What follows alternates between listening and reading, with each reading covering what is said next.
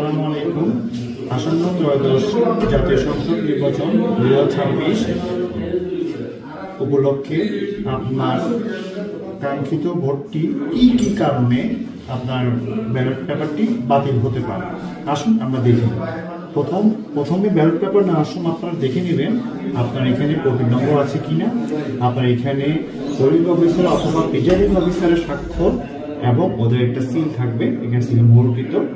এগুলো পাওয়ার পরে আপনি ব্যালট পেপারটি নেবেন। এরপর আপনি যখন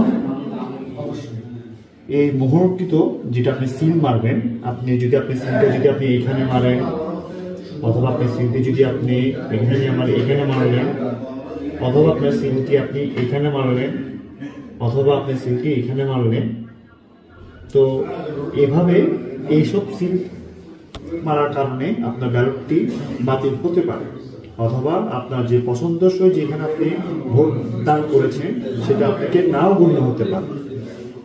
এরপরে আসুন কিভাবে ভাঁজ করবে। অনেকে দেখা গেল সিল মারার পরে সে এটাকে ভাঁজ করলো এভাবে, এটা বাতিল বলে গণ্য হবে বা হতে পারে। এরপরে কেউ ভাঁজ করলো এভাবে ভাঁজ করে এভাবে ভাঁজ করলো, সেটাও বাতিল বলে গণ্য হতে পারে, হবে না।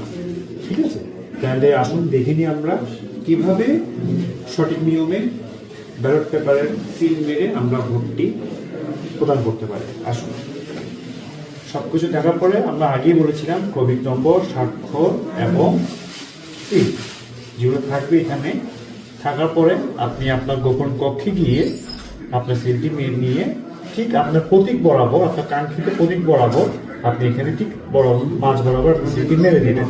কখনোই নামের উপরে সিলটি মারবেন না। এবার আসুন কিভাবে ভাঁজ করব। আমরা ভাঁজ করবো সাধারণত এভাবে, যাতে করে আমার সিলটি ঢেকে যায়। ঠিক আর এভাবে সমান করে এভাবে ভাঁজ করব।